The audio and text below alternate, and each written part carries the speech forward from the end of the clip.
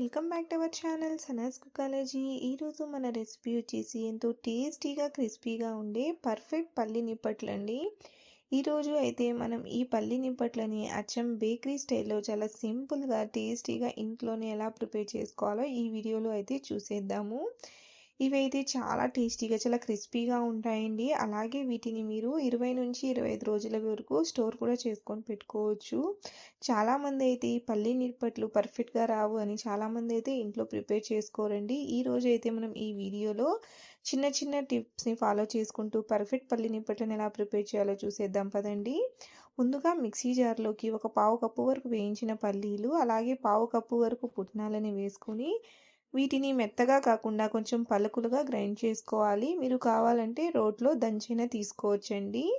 చూడండి, ఈ విధంగా కొంచెం పలుకులు ఉండే విధంగా గ్రైండ్ చేసుకొని ఇప్పుడు దీన్ని మనం పక్కన పెట్టేసుకుందాం. ఇప్పుడు ఒక మిక్సింగ్ బౌల్లోకి ఒక 2 కప్పుల వరకు బియ్యం పిండిని వేసుకోవాలి. ఇప్పుడు ఇందులోకి మనం ఒక 1/2 కప్పు వరకు శనగపిండిని వేసుకోవాలి. అలాగే మనం గ్రైండ్ చేసి పెట్టుకున్న పల్లీలు పుట్నాల పౌడర్ని కూడా వేసేసుకొని రుచికి సరిపడా ఉప్పును కూడా వేసుకున్నాక ఇప్పుడు ఇందులోకి రుచికి సరిపడా కారం వేసుకోవాలి. నేనైతే 1 టేబుల్ స్పూన్ వేసుకుంటున్నాను. ఇప్పుడు ఇందులోకి సన్నగా తరిగిన 2 టేబుల్ స్పూన్లు కరివేపాకు, సన్నగా తరిగిన 2 టేబుల్ స్పూన్ల వరకు కొత్తిమీర, అలాగే ఒక పావు కప్పు వరకు అయితే నూనెను వేసుకోవాలి. ఇప్పుడు వీటన్నిటిని మనం ఒకసారి బాగా కలుపుకోవాలండి. మీరు నూనె ప్లేస్లో నెయ్యినైనా వెన్ననైనా కూడా వేసుకోవచ్చు. అలాగే మీరు శనగపిండి ప్లేస్లో మైదా పిండిని కూడా వేసుకొని చేసుకోవచ్చండి ఈ నిప్పట్లు అనేది.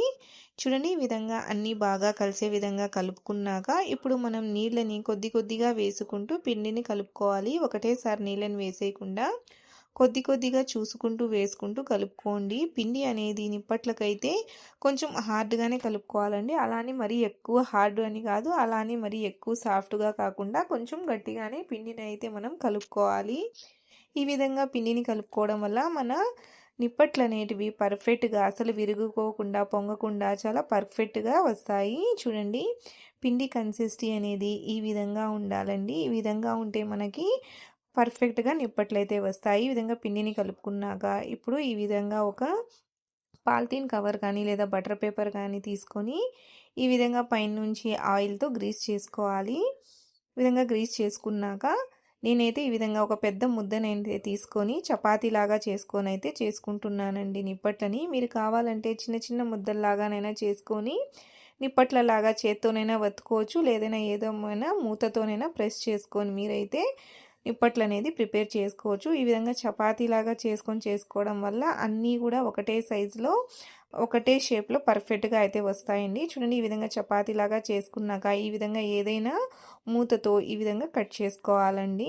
చూడండి, ఈ విధంగా అన్నీ కూడా ఒకటే రౌండ్ షేప్లో అనేటివి వస్తాయండి ఈ విధంగా చేసుకుంటే. లేదంటే మీరు చేత్తోనైనా ఒత్తుకోనైనా చేసుకోవచ్చు, ఎలా అయినా చేసుకోవచ్చు అండి.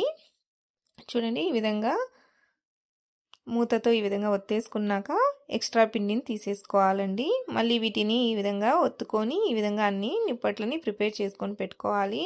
నిప్పట్లు అనేటివి మరీ మందంగా ఉండకూడదు, అలా అని మరీ పల్చగా ఉండకూడదండి. సెమీ థిక్గా ఉండాలి. మనం చపాతీని సెమీ థిక్గా ఒత్తుకోవాలండి. చూడండి, అన్నీ కూడా ఎంత చక్కగా వచ్చేసాయో విరిగిపోకుండా చాలా పర్ఫెక్ట్గా వస్తాయి. అన్నిటినీ ఈ విధంగా చేసి పెట్టుకొని ఇప్పుడు వీటిని ఫ్రై చేసుకుందాం. ఇందుకోసం స్టవ్ మీద కడాయి పెట్టుకొని డీప్ ఫ్రైకి సరిపడా ఆయిల్ వేసుకున్నాక ఆయిల్ అనేది కొద్దిగా వేడయ్యాక ఇప్పుడు మనం చేసి పెట్టుకున్న నిప్పట్లు అనేటివి ఆయిల్కి సరిపడా వేసుకోవాలండి. నూనె అనేది మరీ ఎక్కువగా వేడి లేకుండా చూసుకోండి. ఇప్పుడు వేసిన వెంటనే వీటిని మనం కదపకూడదండి. ఇవి కొంచెం పైకి తేలాక వీటిని ఈ విధంగా ఇంకొక వైపుకి మనం తిప్పుకోవాలి. చూడండి, ఈ విధంగా 2 వైపులా తిప్పుకుంటూ మనం మీడియం ఫ్లేమ్లోనే వీటిని లైట్ గోల్డెన్ కలర్ వచ్చేంత వరకు ఫ్రై చేసుకోవాలండి. వీటిని ఎక్కువగా ఫ్రై చేసేయకూడదండి. కొంచెం జస్ట్ లైట్ గోల్డెన్ కలర్లోకి వచ్చిన వెంటనే మనం వీటిని ఆయిల్లో నుంచి తీసేసుకోవాలి. ఎందుకంటే ఇవి ఇంకొంచెం కలర్ అనేటివి మారుతాయండి. మనం ఆయిల్లో నుంచి తీసేసినా కూడా ఆ వేడికి ఇవి ఇంకొంచెం కలర్ అనేటివి చేంజ్ అవుతాయి. కాబట్టి ఈ విధంగా కొంచెం లైట్ గోల్డెన్ కలర్లోకి వచ్చిన వెంటనే తీసేసుకోండి. అప్పుడైతే మీకు పర్ఫెక్ట్గా నిప్పట్లు అనేటివి ఉంటాయి. ఎక్కువ మాడకుండా పర్ఫెక్ట్గా అయితే ఉంటాయండి. మిగిలిన నిప్పట్లను కూడా మనం ఇదే ప్రాసెస్లో ఫ్రై చేసుకోవాలి. వేసిన వెంటనే కదపకుండి ఇవి చూడండి ఈ విధంగా కొంచెం పైకి తేలాక రెండు వైపులా తిప్పుకుంటూ మీడియం ఫ్లేమ్లోనే ఫ్రై చేసుకోవాలండి. వీటిని మనం హై ఫ్లేమ్లో అస్సలు ఫ్రై చేయకూడదు. హై ఫ్లేమ్లో ఫ్రై చేస్తే ఇవి పైనుంచి కలర్ వచ్చేసి లోపల సరిగ్గా ఫ్రై అవ్వవు. ఈ విధంగా మీడియం ఫ్లేమ్లోనే చక్కగా లైట్ గోల్డెన్ కలర్ వచ్చేంత వరకు ఫ్రై చేసుకొని తీసేసుకుంటే ఎంతో టేస్టీగా ఉండే మన క్రిస్పీ పల్లీ నిప్పట్లు అనేటివి రెడీ అండి. చూడండి ఎంత పర్ఫెక్ట్గా వచ్చాయో, అలాగే చూడండి ఎంత క్రిస్పీగా కూడా వచ్చాయో, లోపల నుంచి కూడా చూడండి ఇవి చక్కగా ఫ్రై అయ్యాయండి. చాలా చాలా టేస్టీగా ఉంటాయండి. చాలా సింపుల్గా మీరు ఇంట్లోనే పర్ఫెక్ట్గా బేకరీ స్టైల్ పల్లీ నిప్పట్లని చాలా ఈజీగా ప్రిపేర్ చేసుకోవచ్చు. అలాగే మీరు వీటిని 20 నుంచి 25 రోజుల వరకు స్టోర్ కూడా చేసుకొని పెట్టుకోవచ్చండి. మీరు కూడా తప్పకుండా ఈ స్టైల్లో ఒకసారి ఈ పల్లీ నిప్పట్లని ట్రై చేసి చూడండి. మీకు ఈ రెసిపీ ఎలా అనిపించిందో నాకు తప్పకుండా కామెంట్లో తెలియచేయండి. అలాగే వీడియో నచ్చినట్లయితే లైక్ చేయండి, షేర్ చేయండి. అలాగే నా ఛానల్ని సబ్స్క్రైబ్ చేసుకోండి. Thanks for watching.